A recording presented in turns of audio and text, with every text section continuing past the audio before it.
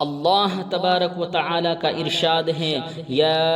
ایھا الذین آمنوا کتب علیکم الصیام کما کتب علی الذین من قبلکم لعلکم تتقون۔ اے ایمان والو، اللہ نے روزے کو تمہارے اوپر فرض کیا ہے جیسا کہ تم سے پہلے لوگوں پر فرض کیا تھا، تاکہ تم لوگ متقی اور پرہیزگار بن جاؤ۔ آپ اس آیت پر غور کریں گے تو آپ کو ایک عجیب بات سمجھ میں آئے گی کہ اس امت کے متعلق جتنے احکامات ہیں ان تمام میں اللہ تبارک و تعالی نے صرف امت کو حکم دیا کہ یہ کام کرو، لیکن روزہ ایک ایسا عمل ہے کہ جس کا حکم دینے سے پہلے قرآن مجید نے اس کی ترغیب بھی دی ہے۔ اے ایمان والو، کتب علیکم الصیام کما کتب علی الذین من قبلکم لعلکم تتقون۔ تم پر روزہ ایسے ہی فرض ہے جیسا کہ تم سے پہلے لوگوں پر فرض تھا، کیونکہ روزہ ایک عجیب سی عبادت ہے جس میں آدمی کھانے سے رکتا ہے، پینے سے رکتا ہے، خواہشات سے اپنے آپ کو روک دیتا ہے۔ بہت ساری ایسی چیزیں ہیں جو عام حالات میں اس کے لیے جائز ہوتی ہیں، روزے میں ناجائز ہو جاتی ہیں۔ اب یہ آدمی بڑا بوجھ محسوس کرتا ہے کہ بلا وجہ میں کھانے سے رک گیا ہوں، پینے سے رک گیا ہوں، خواہشات پورا کرنے سے مجھے روک دیا گیا ہے۔ کھانا سامنے ہے، کھانے کی ہمت نہیں کرتا، پانی سامنے ہے، پینے کی ہمت نہیں کرتا، پھل فروٹ سامنے رکھے ہوئے ہیں مگر ہاتھ نہیں بڑھاتا،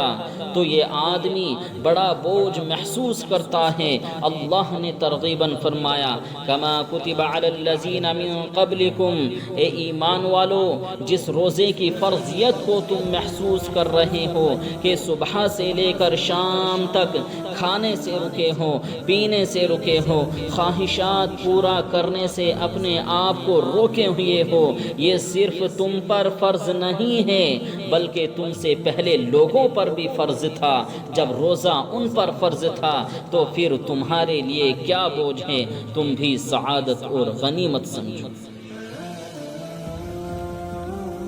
میرے بھائیو دوستو، علماء نے لکھا ہے کہ پہلے جتنی امتیں ہوئی ہیں کوئی امت ایسی نہیں ہوئی کہ جس کے اوپر روزوں کی فرضیت کا حکم نہ آیا، حتیٰ کہ حضرت آدم علیہ السلام ہر مہینے کی 13، 14 اور 15 تاریخ کا روزہ رکھا کرتے تھے۔ حضرت داؤد علیہ السلام اس ترتیب سے روزہ رکھتے ہیں کہ ایک دن روزہ، ایک دن افطار، ایک دن روزہ، ایک دن افطار، گویا کہ وہ سال میں 6 ماہ کے روزے رکھتے اور 6 ماہ افطار کرتے۔ حضرت موسیٰ علیہ السلام کی قوم پر اللہ نے 40 روزے فرض فرمائے، حضرت عیسیٰ علیہ السلام کی قوم پر 2 مہینے کے روزے فرض تھے۔ تو میرے عزیزو، کوئی امت ایسی نہیں ہوئی کہ جس کے اوپر روزوں کی فرضیت کا حکم نہ آیا ہو۔ کتابوں میں لکھا ہے کہ سیدنا آدم علیہ السلام جنت سے جب زمین پر اتارے گئے،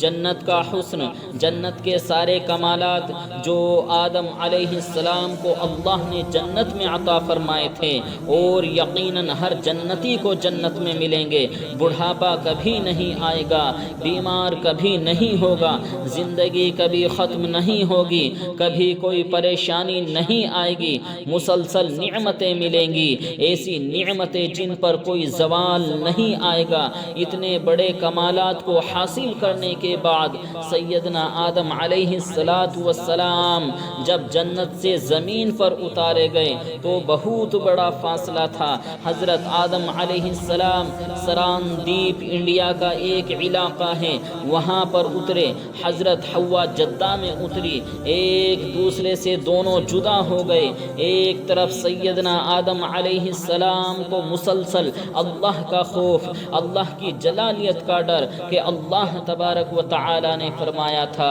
لا تقربا هذه الشجرہ کہ آدم بھول کر بھی تم اور تمہارا جوڑا اس درخت کے پاس مت جانا۔ ایک طرف تو قرآن کہتا ہے کہ آدم علیہ السلام دلی طور پر وہ کام نہیں کرنا چاہتے تھے، بھول کر بیٹھے، ایک طرف تو اس کا خوف تھا، دوسرا رفیقہ حیات سیدہ حوا بھی جدا ہو گئی، دونوں میں بہت بڑا فاصلہ تھا، دونوں ایک دوسرے کو تلاش کرتے کرتے جہاں میدان عرفات ہے، اس عرفات میں ایک پہاڑی ہے جس کو جبل نور کہا جاتا ہے، اس پہاڑی پر حضرت آدم اور حضرت حوا کی ملاقات ہوئی۔ ملاقات کے بعد حضرت آدم علیہ السلام مسلسل روتے رہے، اللہ کے حضور گڑ گڑاتے رہے، اللہ نے توبہ قبول فرمائی۔ حضرت آدم علیہ السلام نے کہا ربنا ظلمنا انفسنا وان لم تغفر لنا وترحمنا لنکونن من الخاسرین۔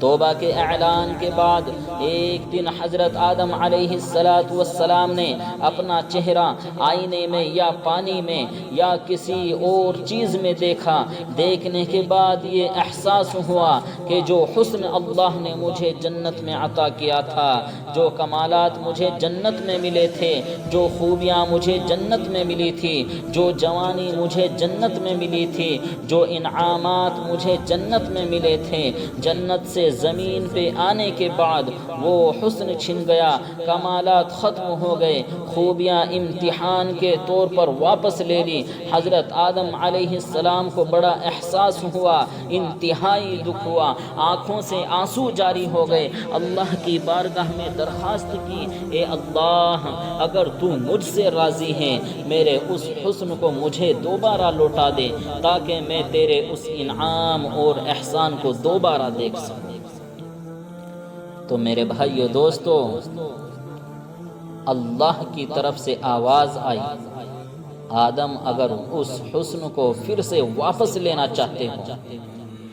ان خوبیوں کو پھر سے واپس لینا چاہتے ہو، ان کمالات کو پھر سے لینا چاہتے ہو تو پھر تمہیں 3 دن کے روزے رکھنے پڑیں گے۔ تو حضرت آدم علیہ السلام نے 13 تاریخ کا روزہ رکھا، حسن میں اضافہ ہوا، پھر 14 کو روزہ رکھا، حسن میں اور اضافہ ہوا، پھر 15 کو روزہ رکھا، وہ کمال اور خوبیاں جو ضائع ہو چکی تھی اللہ نے انہیں دوبارہ واپس لوٹا دی۔ تو حضرت آدم علیہ السلام اس پر اللہ کا شکر ادا کرنے کے لیے ہر مہینے کی 13، 14 اور 15 تاریخ کا روزہ رکھا کرتے تھے۔ تو میرے عزیزوں، میں عرض کر رہا تھا کہ کوئی امت ایسی نہیں گزری کہ جس کے اوپر روزوں کی فرضیت کا حکم نہ آیا۔